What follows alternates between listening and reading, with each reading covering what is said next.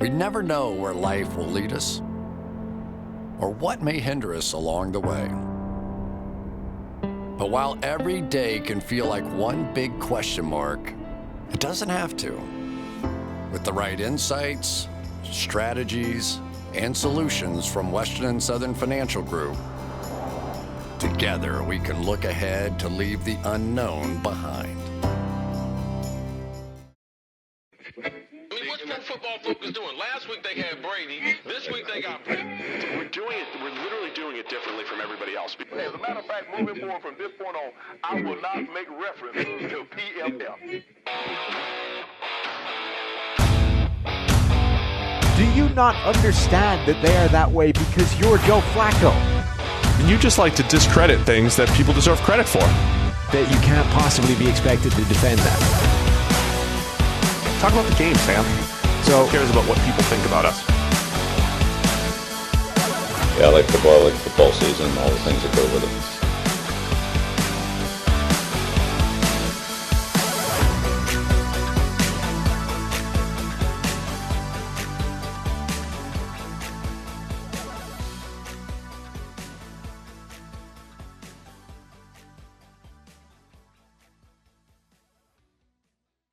All right, welcome into the PFF NFL podcast. No Steve Palazzolo here. He's talking NFL teams while we're sitting here and listening to people, interviews, podiums, all that kind of stuff. He's sitting in there in the meeting rooms talking to GMs, bigwigs, ghosting us out here. And I don't like that. Okay. No, I know. I'm gonna give him a piece of my mind when I see him later. I think you should. So anyway, we don't have Steve, so we got Seth Galina here. You could have had the other Steve. There's another Steve sitting right. Steve Ruiz from the Ringers, right in front of us. Very true. We're going to talk quarterbacks, because this is a weird draft year where normally QBs are the guys go to the top of the draft, right? You rewind 12 months, we were saying maybe 5 guys go in the top 6 picks. It ends up going 1, 2, 3. We get them all off the board by 15. Now we're heading into this year, and everybody you talk to in Indy is like, these guys aren't good. This is not a good group of quarterbacks. Where do you stand on them overall? Yeah, I mean, I made the tweet last week or whatever that like every quarterback in this class is QB3. Like there's no there really just isn't like a quote unquote generational guy in this class. So it's going to be interesting like which teams fall in love with which guy, because look, at the end of the day, would you agree that we are going to see a quarterback get picked in the top 10? Yeah, it's going to happen, right? It's just going to happen. Yeah. And that's crazy to me, given what we've seen from these quarterbacks over their careers or over the last year of them playing college football. I think there are obviously some guys who you probably have, they're all potential guys, right? Yeah. But I think some of them maybe have that kind of quote unquote more potential just because of their athletic abilities. Yeah. I do think it's important. Yeah, absolutely. We'll get to that in a second. But first, the PFF NFL podcast is sponsored by Western and Southern Financial Group. While you focus on your roster moves, Western and Southern helps advance your money moves. Buying your first home, planning on starting a family, wondering how to make your money grow, Western and Southern's playbook of life insurance, investment, and retirement solutions helps you rest assured on game day. Team up to understand needs and address goals with a game plan built just for you. Get started at westernsouthern.com/PFF. The way that read is written, I thought it was going to say your playbook of life. I was like, wow, that's getting pretty deep. Yeah. My issue is that I don't have a playbook for life. I'm rolling through it. I think that's a lot of our problems right now. So I keep thinking about what year this group of quarterbacks kind of compares to, right? Because the last season where there wasn't a kind of clear group of good quarterbacks was that 2013 year, the E.J. Manuel season, which everyone sort of pulls out as the year that had no good quarterbacks. It didn't really have good players, period. If you look at that draft, it's like one of the worst draft classes, especially in the first round of all time. So I don't think it's not like that, right? This group is not the E.J. Manuel class where you're like, there are no quarterbacks here, but one of them is going to go in the first round because that's just the way of the world. And we're desperately clinging to E.J. Manuel's Senior Bowl week and being like, he can be it. He can be it. Wasn't the thing with the Bills that the owner just like wanted a quarterback? Yeah, so they took a quarterback, right? Because he was like, I'm at the end, and I guess he sold the team a couple years after to the Pegulas, and then and E.J. Manuel, had a decent Senior Bowl relative to everybody else, and was like, all right, he's the guy. We're taking him. That's it. Done. So there you go. What it reminds me of is more the 2011 season minus Cam Newton. So if you took Cam Newton off, who was like the one superstar, insane college quarterback, just, mind-blowing in college. After that, it was like, now we're talking up all these really flawed guys and convincing ourselves that Christian Ponder is a first-round quarterback and Jake Locker can put it all together and Blaine Gabbert's got the tools. And like, that's what this group feels like to me. Here's the nice thing, though, about where the NFL is in 2011, which is not even that long ago, a decade ago, compared to where it is now. Is like, I think the NFL has created offenses. I think we've actually talked about this, but like the NFL has created offenses that you can plug in a quote unquote developmental guy and have some success because the offenses aren't like, we're not running West Coast offense anymore. Like, we're not going crazy with all these super incredible timing reads and blah, blah, blah. Like, we're just letting quarterbacks play.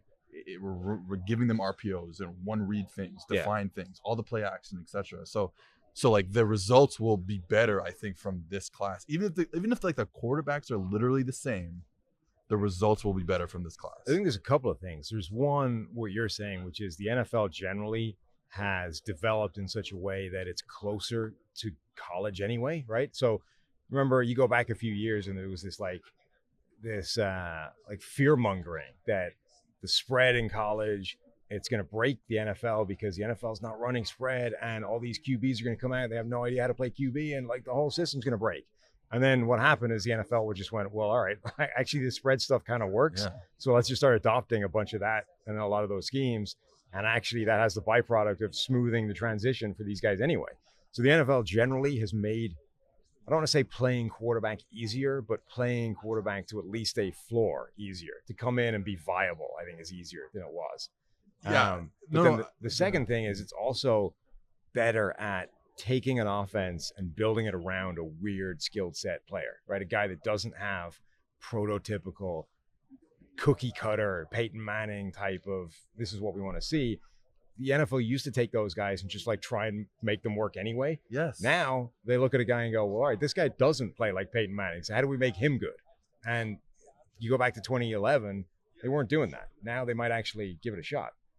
I think the level of quarterback play, like the individual quarterback play, has gotten better.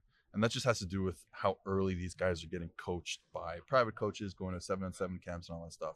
With that said, it's not like quarterbacks are like so much better that you can just, they get drafted and they can play right away. It's just like you said, the offenses come down for them.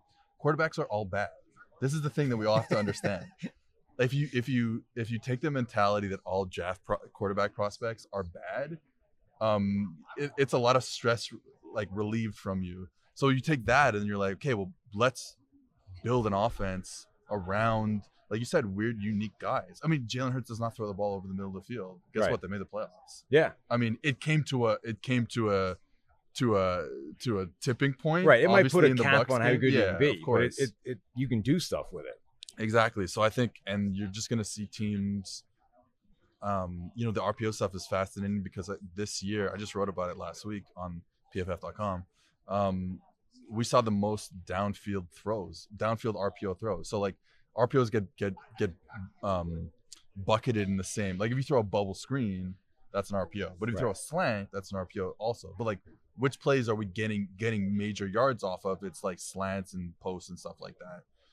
We saw the most we've ever seen in one season in 2021. So like, okay, well, there's Malik Willis, there's Sam Howell, there's Matt Corral. Like, just put them there. It was funny because people were sort of almost writing eulogies for the RPO not that long ago. It was like, oh, RPO has exploded on the scene. The Mahomes and the Chiefs offense, and then Doug Peterson takes it to Philadelphia, and then all of a sudden it sort of goes away, and everyone's like, oh, the RPO's done. It's like the Wildcat. It's over. We're finished now. And it isn't. It's just evolving. It's changing. I'm glad you brought up PFF.com, though, because right now you can get 25% off any PFF subscription if you use the promo code NFLPod. TWOHIGH. Look, you're on this podcast now, and this is the promo code we use. NFLPod will get you 25% off any subscription. And it might or might not be the only place where you can get that. Okay, but here's the thing. You guys have been doing it for a long time. You guys are a great podcast. You guys have a lot of listeners. Too High Podcast, been around for like 8 months. So I'm talking to you people who are listening to the PFF NFL podcast. Yeah. if you're going to use a promo code, use ours. No, use too high, TWOHIGH, so that when my bosses come to me and say, how come you've, like, what's going on with your promo code stuff, I'd be like, hey, look, we got a bunch of new people. So see, what we like to think of ourselves as is, the big corporate monopoly that puts the squeeze on the little guy, right? And really takes advantage I'm feeling of it right our now. status. Your aura is, there's no point in being Facebook if you're not going to buy up every competitor and stomp them out of existence, right? Like, otherwise, that's how the world works. This is capitalism in America. I moved over to this country, and if I've learned one thing, it's how to exploit my position at the top of the food chain here on our podcast and make sure people are using our promo code and nobody else's. So that's what we're going to do. All of PFF's locked article content, the NFL draft guide, which is pretty awesome. It's getting better year on year. It's amazing. It's one of the most beautiful pieces of work. It's really like art design and graphics. And they've been moving that forward every year, but this is like the first year where I've looked at it and like, wow, that's really actually attractive looking. That's a really nicely designed piece of thing. You've been moving in the right direction, but this is a big leap forward. Unlocked mock draft simulator 2022 free agent rankings that we've all been a part of putting up there, data and grades from the entire 2021 season and beyond, like way back into the ether, 2014 for college, 2006 for the NFL, and plenty more. So use the promo code, support the podcast, it says here, our podcast, and use promo code NFLPod for 25% off any subscription. Okay, let's talk about you, both of us. Mm-hmm. Well, actually, I'm kind of technically American, but both of us not really being American. But I want to. Hang on, I was technically American. What does that mean? Well, I was born in New Orleans, but I was raised not in New Orleans. Okay, so you're an American citizen? No, I'm a Canadian citizen. Okay. I have both passports though. You got both. So can you be dual American citizenship? I think so. Yeah. I never really looked into it. That's what I'm planning on doing at some point down the line. So there you passing go. The citizenship test and then being able to like travel freely without having to show a green card and stuff to prove I belong here. Well, you don't belong here, but that's a whole other story. No, I wanted to ask you. So you played corner? I played wide receiver, then corner, then safety. As the legs started to go. Okay, let's go through the three here. Okay. What was your play style like in each position? So I was a shifty route running type of receiver, an Emmanuel Sanders type of guy that wins with quickness, with route running, with fakes and all that kind of stuff. I wasn't a bad receiver. My problem was I didn't trust my own hands. So like in my relative problem to my for a lot of players, man. Relative to my own expectations, I'm like I dropped too many passes, right? And it was pissing me off. Relative to like other people in the league, I'm like it's fine. But in my own head, it was a problem enough that I was like, I'm going to move to corner where I don't have to catch as much, right? And it turns out catching a pass not intended for you is way easier than catching one that's intended for you. Oh, okay. I have the complete opposite. As soon as it wasn't intended for me, I was like flying up, one-handing it out of the sky. I'm like, this is easy. Once it doesn't matter if you only deflect it away, it's great. When you actually, as soon as you deflect it away and drop it, you're like, oh no, that just ruined the play. So I moved to corner and did that. And then safety, it was coverage. It was like deep lying, single high, rangy, free safety. Deep lying playmaker. Yeah. The Andrew Pirlo of safeties. We had a defense so we had a couple of good corners. We had me at free safety. We had a really good coverage unit, and we played in a league where like you could just establish the run and grind people into dirt. So our defense up front couldn't stop the run. We're like, can you please just make the pass and we will pick off like 5 passes today. And our defense couldn't. So you guys were the 2021 Los Angeles Chargers. It was so bad. There was one game we played against a team that had like a 250-pound running back. We couldn't stop them.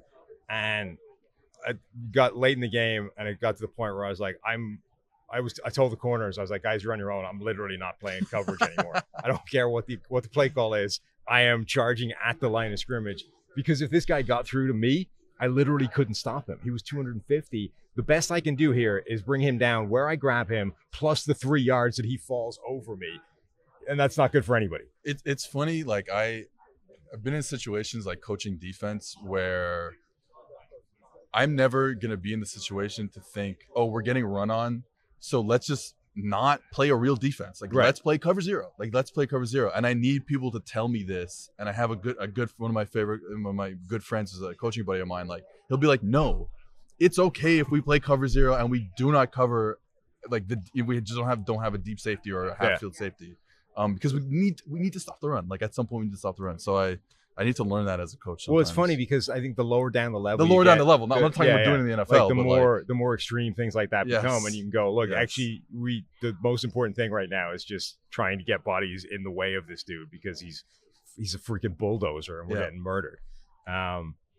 So that's my glorious this is playing career. This is where we're gonna splice in the footage of me in my flag football league from Sunday night. Okay, right, that's how we're gonna do it. Yeah, okay. There's one video of me catching a pass on YouTube somewhere. I'm gonna find it. It's actually pretty terrible because playing wide receiver, badly underthrown deep ball down the sideline, right? So I kind of come back for it, catch it here, and took my eyes off and started running, only I hadn't really caught it. So there's a bit where you can just about see me sort of realizing as I'm running, having to grab back and get it again and then take off and run. And then I got flagged for spiking the ball as a celebration. So it was pretty fun. You were playing the no fun league. Yeah, apparently that was illegal and I got flagged for it. I also got flagged once for face guarding, which literally wasn't a penalty in the league. I'm never sure. Is face guarding a penalty? It's not a penalty in college, and it is in the NFL. It's something like that. I always forget. I think it was the other way around. I don't know. It's not in the NFL, or it was. But anyway, it wasn't where we played, and I got flagged for it. Still remember that. 25 years later. I held a grudge pretty well. Pretty well. So let's get back to this group of quarterbacks. Do we have to? I mean, look, I don't think we can sustain an entire podcast talking about our glorious football playing careers. Speak for yourself. Not one that people want to listen to. That's that true. way. That's right. So if you're this group of QBs, who's the one guy that you're going to talk yourself into, or that somebody's going to talk themselves into drafting in the top 10? It's honestly, and you could really find a reason for all of them. I think for like the 5, I guess there are. At the end of the day, if you're talking about like, I want to see how you feel about this, because I think when we're looking at quarterbacks, like, you probably need some sort of A+ trait, elite trait, right? And I always go back to the Tua example, where Tua's thing was supposed to be, he's like B+ arm strength and B+ accuracy and like, B mobility or whatever, but A+ processing. It was supposed to be processing, right. But like, we can't really use processing as a trait. Like that is not, we just don't know. We don't know enough about the transfer from college to NFL in terms of processing to really use that ever. So then it's like, okay, well then what does Tua have as an elite trait that he can just fall back on all the time? Herbert, we know what it is. I don't have to tell your audience what it is. Burrow, we know what it is. The accuracy. With Lamar, it's the running, right? There's something, all these quarterbacks have some sort of elite trait that as they're growing up in the league, they can just fall back on and like give themselves a floor. So like when I look at it that way and trying to like not draft Tua again, like I'm sorry, like I know it's only been 2 years and I'm not ready to write him off. I'm not ready to write him off right now. But at the end of the day, he hasn't played great for 2 years, right? So if you're trying not to do that again, well, it's Malik Willis because he has A+. If he comes into the league right now, if Lamar is like the S tier quarterback runner, he's tier 1. Like he's right below that, or maybe even in that same group. He's a legitimately awesome runner, and then the arm strength is off the charts. And I know he's not inaccurate. I don't think he's like pinpoint accurate, but he actually is pretty accurate. So that's the guy. Just give yourself a floor. Now, he has processing problems. Like it's bad. It's really not good. But at the same time, like, kind of screw it. Because like, what is your max with Kenny Pickett? What is your max with Sam Howell? Like, that's the issue, right? To me, from the moment that playoff game between Josh Allen and Patrick Mahomes happened, you're like, that changes the way people are going to look at this draft. Yeah. Because if you're sitting there in that game and you have whatever, like if you have Tua, right? If you have a random quarterback that's just somewhere in the middle, right? You're looking at that and you're like, what are we doing? Like, we can't compete with that. We're a different game. These guys are insane. Like watching Garoppolo play. Right. So that's for me what it is. There's no conceivable, it's not within his range of outcomes to do that ever. So if they do that and we have him, we're done. Like that game is literally already over before we play it. So I think it changes everything for teams sitting there with one of those QBs. I think it also changed everything for teams looking at this draft and being like, okay, none of these guys are great. Which one can even get there? Like which one, if you look at that, that bell curve of like the range of possible outcomes, whose curve even reaches that point? And it's only Malik Willis. Really, that's what it is. And yeah, he might have some flaws and he's got some weird data traits in terms of like sack rate and the amount he scrambles and all these kinds of things. A lot of things that would make you go, I don't know. But he's got that freakish arm. He's got crazy athleticism. And like he almost reminds me of like, what if you supercharged Jalen Hurts' arm and made him like target anywhere you wanted? Like I think he's that kind of runner more than he's a Lamar runner. Maybe a little bit better, but he's got an insane arm. His highlight reel of throws is ridiculous. It's out of control. And you can work with that. Like we've already seen with Hurts, you can work with that. And it's like, okay, yeah, like we look back in 5 years and I'm just naming it, like Pickett. And Pickett is like a top 10 quarterback in the league. And it's like just literally just because they hit on process. He figured it out. Right. But it's like, is that the type you want to, is that what you want to do if you're spending all this money on a quarterback? He's the guy I think that, he almost has to be the first quarterback off the board because he's the one guy that fits that category of like upside traits, whatever it is. The ceiling is just highest. And if none of these guys are sure things, go for the guy with the highest ceiling and hope you hit it. Yeah. Like would I take him above Lawrence and Fields and even Lance last year? Probably not. Right. Wilson, I wasn't huge on Wilson last year, but like in the middle. But like, that's the thing. Like we don't have those quarterbacks in this class, so like I guess I would take him first. So a couple of guys, not first overall, right? First quarterback. A couple of guys I want to talk about. Sam Howell is. So one of the intriguing things about this QB class is that almost all of them tanked in their final season relative to like where they were supposed to go, right, and get better and keep developing and become those top 10 draft picks that we were expecting a year ago. And almost none of it didn't happen for anybody except Kenny Pickett. He was the one guy that had the good year. So when you start looking at why didn't they get better the way we thought they were going to?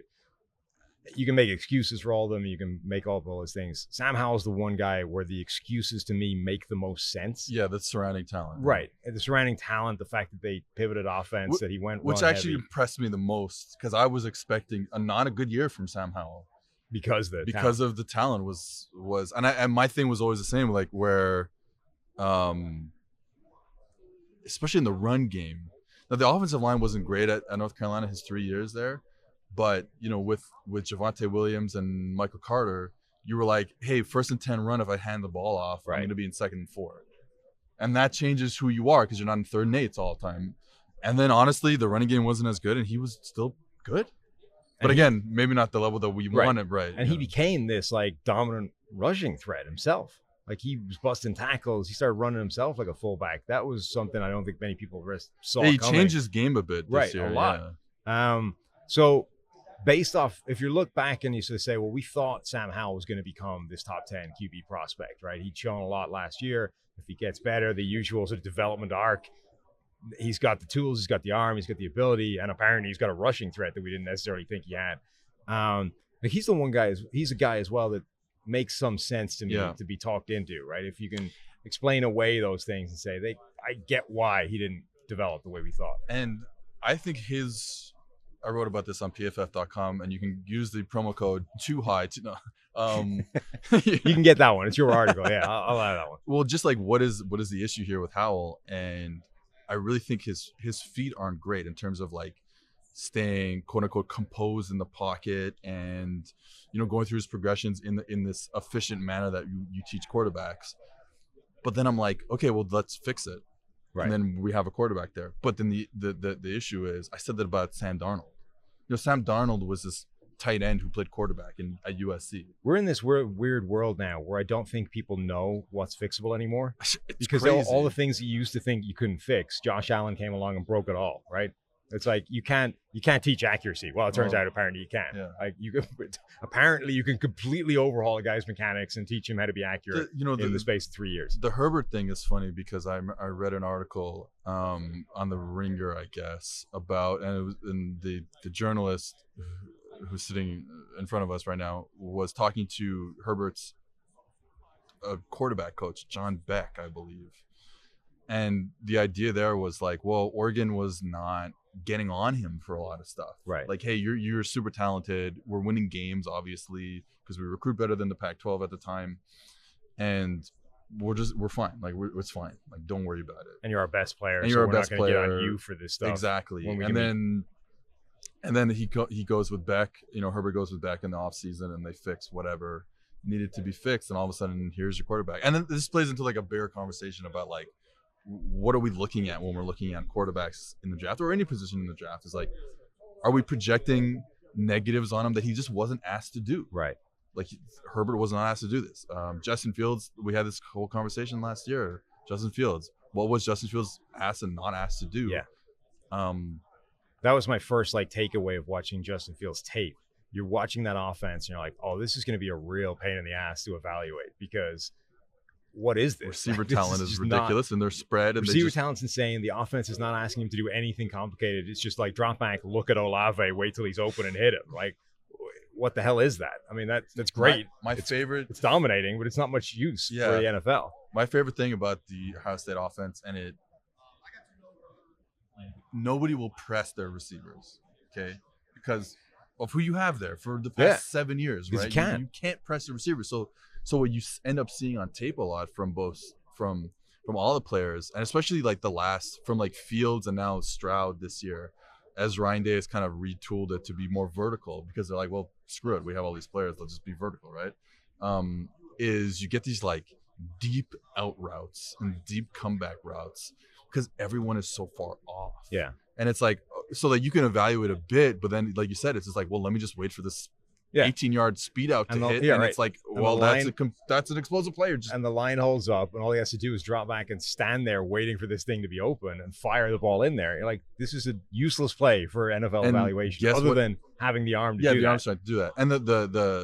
And I actually love Fields. Fields for me is a generational type of prospect. But the funny thing is, when Ohio State played Michigan this year, and they did score some points and they moved the ball a bit, but Michigan pressed Ohio State receivers more than any team had pressed them through our data in like 5-6 years.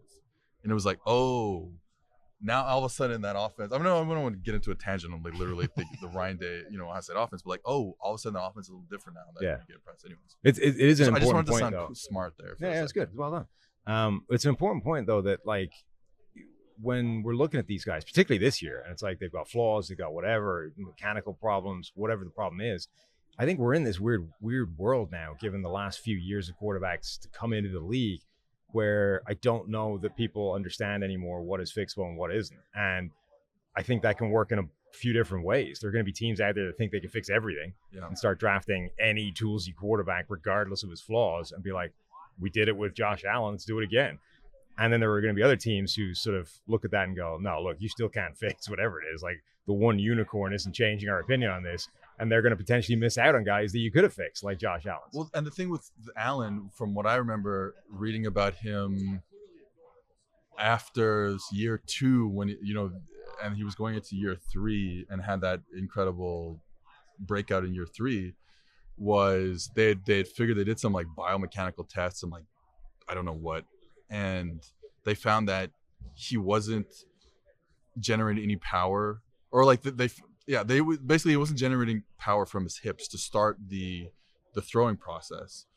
And they fixed it with whoever his quarterback coach, maybe like Jordan Palmer or whatever. And what it did was, besides the fact that he started the process of throwing like a normal, like you're supposed to, it stabilized a lot. When you start from the hips and you're able to like fire the hips first and then everything comes after, it stabilized a lot of things else. They need to just get him on the Dak Prescott dance routine. Well, but it's funny. That's what it was. Like that's what when you see Dak do that stuff and you see Brady do all that stuff that he does pregame, that's weird. It's all about firing, being able to, I'm gonna sound smart again here. Being able to disassociate the hips and the chest. Yeah. Like get the hips firing and then the chest lags behind to create the torque you need to throw the football. But what it does is it stabilizes your arm and you become a little bit more accurate. So you're getting the power and the accuracy from the same thing. But it's like, okay, yes, it happened to Josh Allen. This is a really cool thing that I'm saying about biomechanics. Guess what? Every other quarterback who's in the league gets that type of has the money to spend on these type of machines. Sure. And did Sam Darnold ever get better? No. Nope. So Never happened.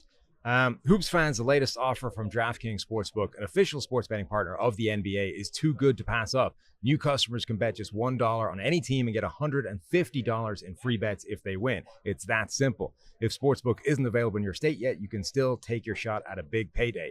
Everyone can play for huge cash prizes with DraftKings daily fantasy basketball contests. DraftKings is giving all new customers a free shot at millions of dollars in total prizes with their first deposit. Download the DraftKings Sportsbook app now. Use promo code PFF. Bet just $1 on any NBA team and get $150 in free bets if they win. That's promo code PFF at DraftKings Sportsbook, an official sports betting partner of the NBA. Must be 21 or older. Minimum age and location requirements vary by jurisdiction. See DraftKings.com/sportsbook for full list of requirements and state-specific responsible gaming resources. Gambling problem, call 1-800-GAMBLER. So I get people don't like when I do my ad reads. Your ad reads are something. Okay. Something. All right. Well, then never mind. Well, no, I was going to try and bring you down to my level. Oh, okay. Yeah. Well, you fumbled a couple words. Sure. It happens. Mm-hmm. Okay. I'm just saying I'm human. You are human. Yeah, you're right. There's a special level of awkward with some of your ad reads, which I think, it reaches a level where I think it becomes endearing again, You go all the way I'm trying through. really hard though. Like there's no me being like I'm gonna fuck it up on purpose. It's like I'm just a dumb person. That's what You've gone like all the way through bad and out the other side, and it's now funny, right? That's I think the thing to shoot for. Yeah. Don't just half-ass being bad. If you're gonna be bad, be all the way bad so that it's funny to watch. I think you've achieved that. That's something to be proud of. I'm gonna put that on my resume. Maybe not as proud as just getting it right in the first place, but Right, it's right there. Like it's the next best thing. So I wouldn't, go with it. Go with it. That can be your shtick. The terrible ad read guy. Yeah, that's gonna get me a lot of money in the future. Well, so the trick is to make it so bad that the listeners love it, right? Yeah, so even if the companies are dumping you at rapid rate of knots, the listeners will keep propping you up. Exactly. Or did they like it so much and feel sorry for you that they buy enough of the company stuff that the companies love it anyway, even if it's terrible. They're looking through the data and they're like, I don't know why this is working, but apparently it is. Well, every new company that's going to come on is going to be like, wow, look at how many listeners they have, not realizing that within 3 months, they're not going to want to be part of the podcast anymore. All right, so we can talk ourselves into Malik Willis. We can talk ourselves into Sam Howell a little bit. Talk to me about Kenny Pickett, because he's the one guy that improved his stock this year significantly. You're the one guy that got better, that had the arc that you want to see, which is, peaking in the final year, and has potentially propelled himself up draft boards. And yet here we are at the scouting combine, and the only thing anybody's ever going to want to talk about is his tiny little hands. Yeah. So I've famously been wrong about every quarterback ever.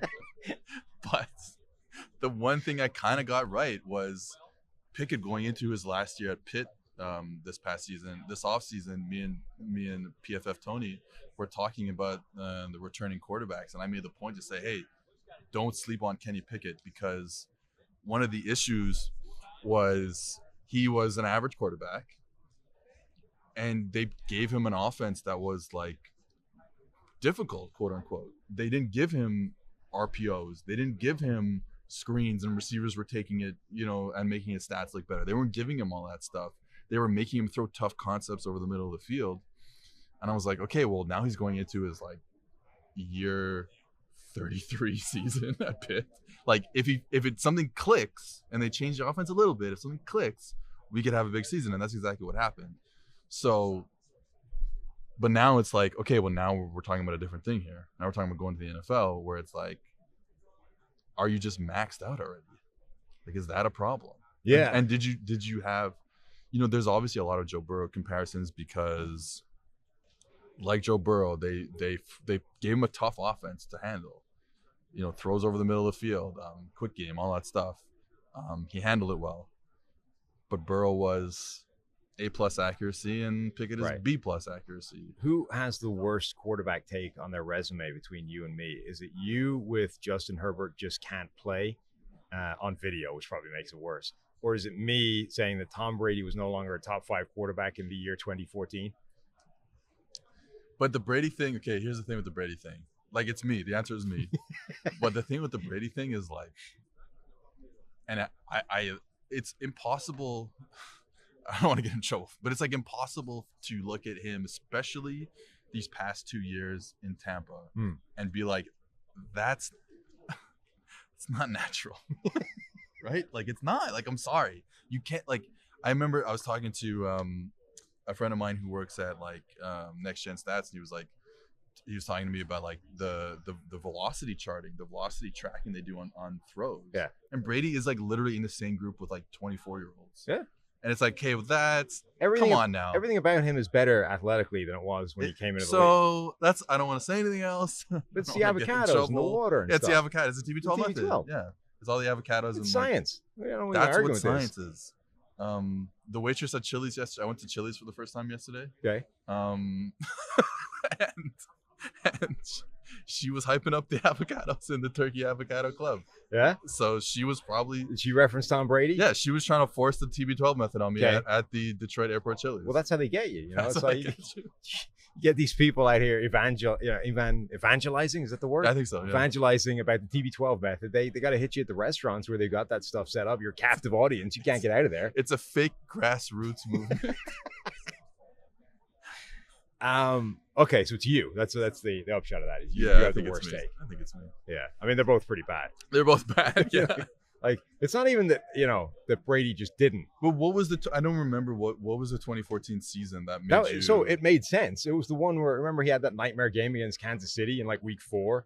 Oh, yeah. But it was the summer heading into that year, right? Okay. And then like 4 weeks in, he has that nightmare against Kansas City. And I'm almost like taking victory laps. Like, see, assholes, you gave me all this crap in the summer about this. And here he is looking like ass against the Chiefs in week 4. And basically from that moment on, he's been the best quarterback in the league since then.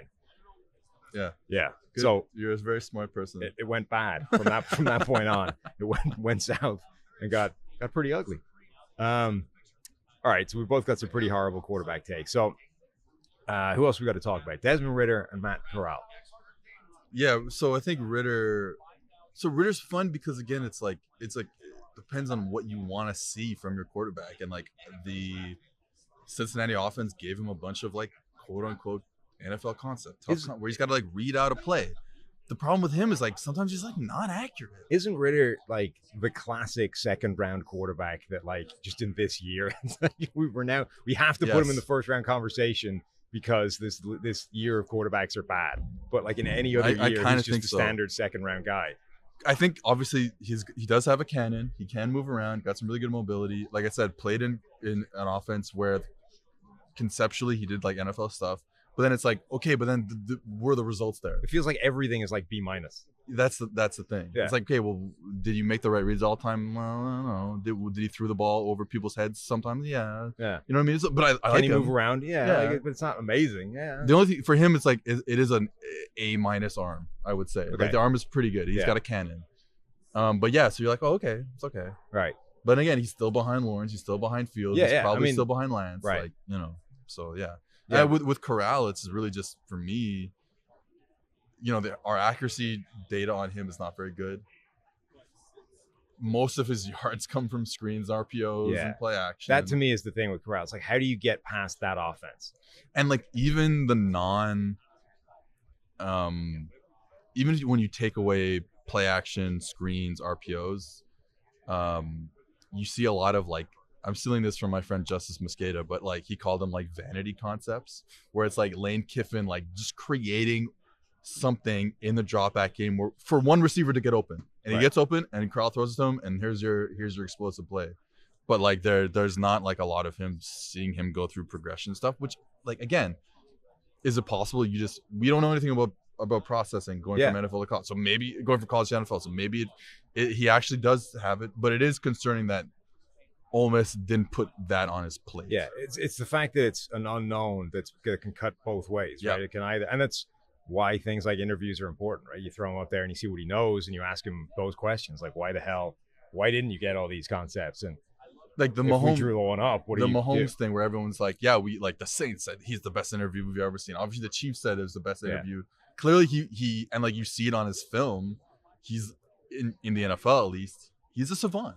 Yeah. Right. This year was a little weird year for him, but like he's a savant, and that's why he's so good. Yeah. So, and you could probably, and like you said, you could probably find this stuff out. Yeah. There's value to that stuff. Like there's in the meetings. You can find out a lot about a guy in 10 minutes, even if the questions are stupid and it sounds like it's ridiculous and there's no purpose to it and all those kind of things.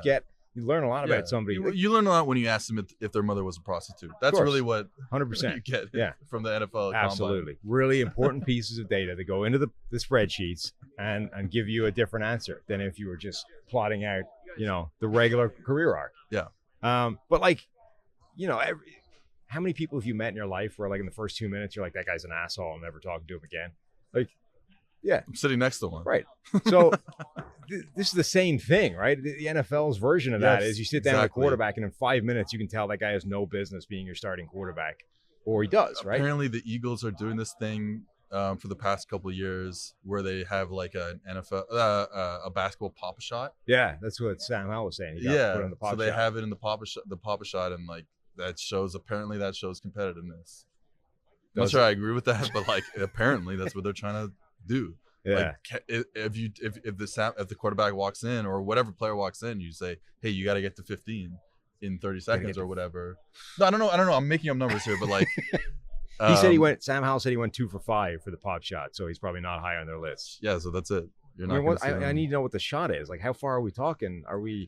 What's the but distance? I don't think, what's the range? What's the angle? But I don't think the actual game is the question here. The question is, is, see how he reacts. To, hey, this is a target. We're gonna set a target for you. Yeah. Are you competitive enough to, in this like low key environment, get up for it? It does feel like teams overthink this stuff a lot. Oh my God, it's crazy. But I do think there is value to the idea that like within 5 minutes you can get a pretty good idea sometimes of like whether a guy's an asshole. Yeah, or not. Then you get the whole like what's the owner of the Brown, Haslam? Yeah. Jimmy Haslam. Yeah, and him like being like, I shook Deshaun Kaiser's hand. Yeah, I mean, look, you're gonna, and I loved it. At the end of the day, the grip was 9. Right. It was a plus 1.5 handshake. Like it does. The flaw with that line of thought is that it does open you up to essentially the subjectivity of whatever guy is on the other end of that, and that guy might be a moron, just happens to be a billionaire. So that's definitely a problem. But I do wonder, like, if you sat down. But no billionaires are morons, so they wouldn't be billionaires, right? That's how it works. I do wonder that, like... That's a joke, by the way. That if you sat down pre-draft with... Because you look back now, right? One of the things I've been intrigued by is, like, if you start isolating Joe Burrow and Baker Mayfield from, like, an attitude, competitive standpoint, like, why does it work for one guy and not for the other? And everyone's... Because now, like, revisionist history, it's like, well, Baker's got an attitude problem. And you could see this with the throwing the football dude in the end zone and planting the flag and blah, blah. It's like, well, kind of all of that stuff is Burrow Same as well. Same with Burrow. And guess it what works, the difference is? And nobody cares, right? Yeah, it works because he's a better quarterback. Of course. Like, that's right. But what I'm curious, though, if you could sort of rewind history and do like back-to-back those guys, right, and put them in the room and have 10-minute conversation about, would you come out thinking that they're the same guy from a personnel or a personality standpoint? Honestly, or would you actually be able to discern a difference and say, you know what, from the outside, there's a lot of similarities, but actually this guy, like, it sort of works with them. You know, there's a leadership thing. There's something different, right? Whereas this guy just kind of seems like an ass. I'm curious. I don't know. No, I think you would find the same. I think you wouldn't be able to, when I think about the stuff that Joe Burrow was doing, maybe it wasn't as like obvious as like the crotch grab and stuff like that. But when he's talking about, he's like, looking at the Clemson bench and doing the ring thing. Like, it's a lot of the same stuff. Dude, they beat Vanderbilt and he was putting up like I threw 5, like the 5 because he threw 5 against Vanderbilt. Yeah. So it's like, it's kind of the same thing. So I don't know. Do you think you would be able to discern the difference? I think again, probably not. Hindsight 2020, we're like, right. But I think probably not, but I wouldn't be surprised if you came away from like a 10-minute conversation with those guys and thought it was slightly different. Okay. So again, I think there maybe. is potential value to that. The problem is it does open you up to this world of subjectivity and going by your gut. And if your gut is bad, it's not helping anybody. All right, now we've reached the peak of the podcast today, which is the Manscaped ad read. Can I get a round of applause, everyone? It's just me. There you go. See, I got one. Okay, it's 2 guys. It's not quite a round of applause. It's two people clapping. One of them appeared to be only using one hand as well. Wow. There you go. Anyway, today I'm excited to announce Manscaped launched their Ultimate Premium Collection. Believe it or not, it's for your not so private parts. I'm talking about a leveled up hygiene routine with your favorite manly scent. This is an all-in-one skin and hair care kit for the everyday man that covers you from head to toe. Literally, it puts in parentheses there. It's important.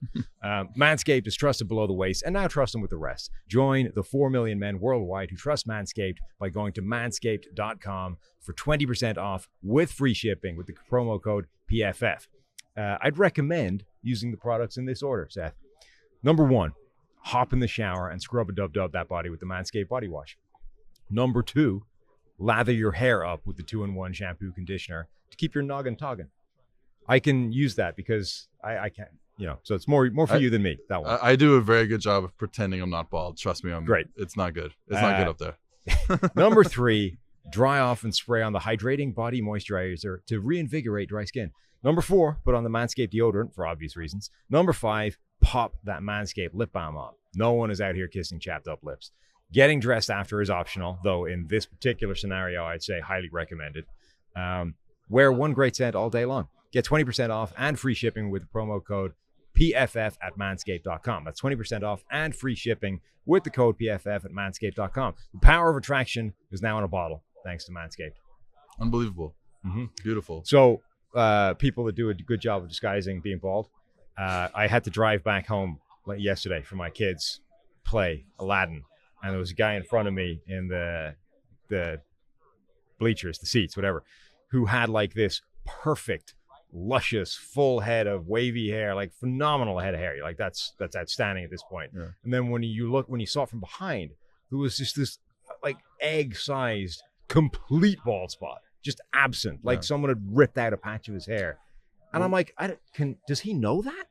Because from the front, does he know that? From the front, that's like a perfect hairline, like boom, everywhere, full head, like thick coverage all over the place, but just that one, it's like someone has just ripped out a patch of his hair. I have the bald spot in the back, and like the nice thing about it being in the back is like I don't have any sort of like wrap around mirror where I see it. Right, and you're not confronted by you're not confronted by the shame of it on a daily basis. Exactly. Whereas me, it's all going from the front. Yeah, you're just daily confronted by the sadness of your own situation.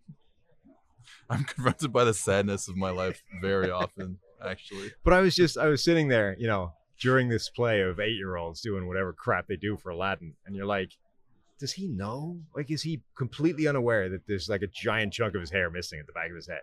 Or is that the kind of thing you feel as you run your hands through your luscious head of hair? You're like, hang on, these are the things I think about. How was the play? It was okay. So grade your kids.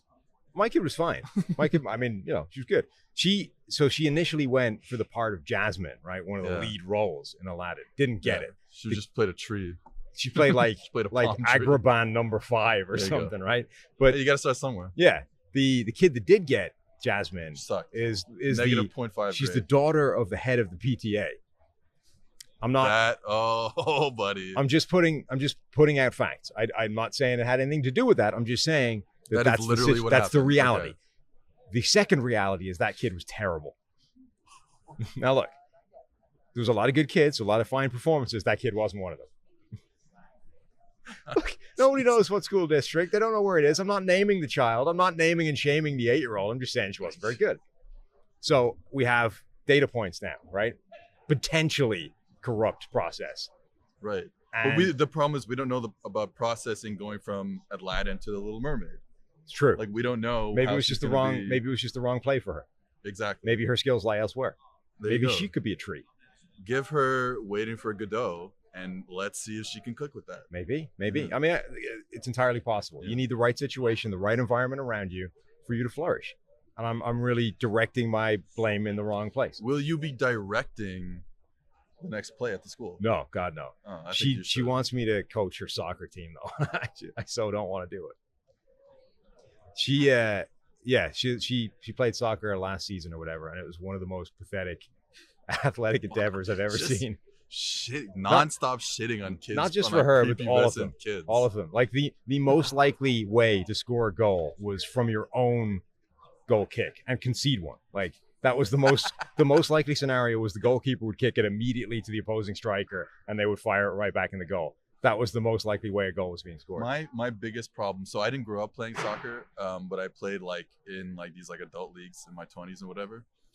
And I was so when you don't grow up playing it, and then you grow up and you start watching soccer, and like, you know, as I grew up in North America, it's obviously different, but like from where you grew up, but so like, you know, 2006, 2007, started watching soccer. So I'm watching the Pep Guardiola Barcelona team, and I'm thinking, and I'm playing like fullback, and I don't know any better. So we're in like a final game, the championship match. You're like ticky-tacky, and I'm trying to, and I conceded 3 turnovers that led directly to goals, and we lost 3-2 because I just don't know any better. Presumably by trying to attempt like a 4-yard pass as well. Like I just give it back to him immediately. Yeah, it's like, oh, we're gonna play the goalie. The goalie's available. The goalie is like I've seen Javi. I've seen Javi do this. I just pass it 5 yards to my right. Yeah, exactly. Yeah. Okay. Yeah. So, I mean, look, it's a learning curve for all of us. So I think the upshot of this is we don't love this quarterback class. We think we can talk. We were talking about that. Yeah, somewhere back in the distant memory, we were talking about actual NFL players in the combine and stuff before we got onto shitting on 8-year-olds and Aladdin. We don't love the quarterback class. We think we can talk ourselves into Malik Willis, maybe Sam Howell. Yeah. Ritter, I can see Ritter. Pickett's the one where you have to hit on processing with Pickett. Yes. That's the issue. How much do you care about the hand size thing? I actually saw Burrow's was 9, right? Which 9 is he's going to be shorter than 9. 9 is supposed to be the cutoff, right? It's like if you clear 9, you're okay, but we don't like it.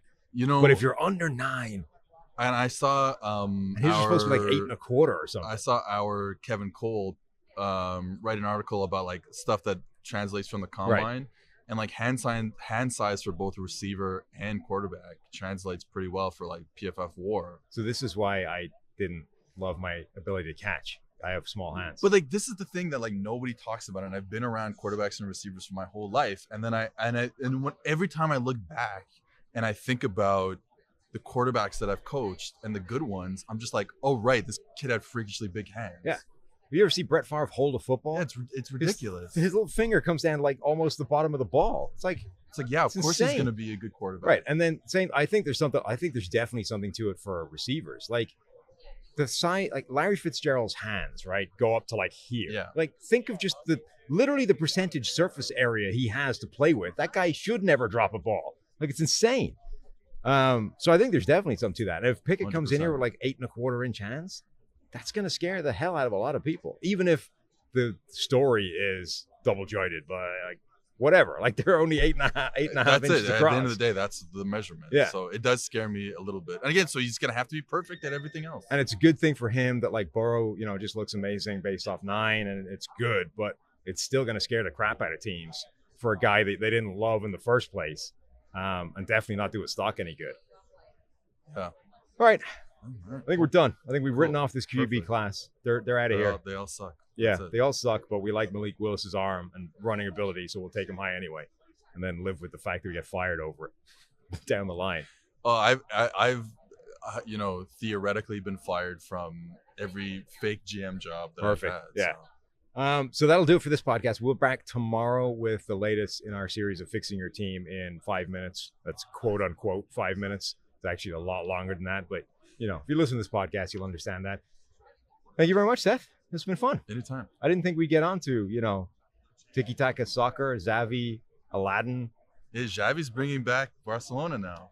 I mean, look, sort of. I wouldn't go that far. They've been, the past like 4 games, they've been on fire. Yes, 4 games. Yeah, right. 4 games. I'm also quite intrigued how they've like somehow brushed away being like $1 billion in debt, and somehow it's not a problem anymore. They signed like 3 players that start for them now in January. Yeah.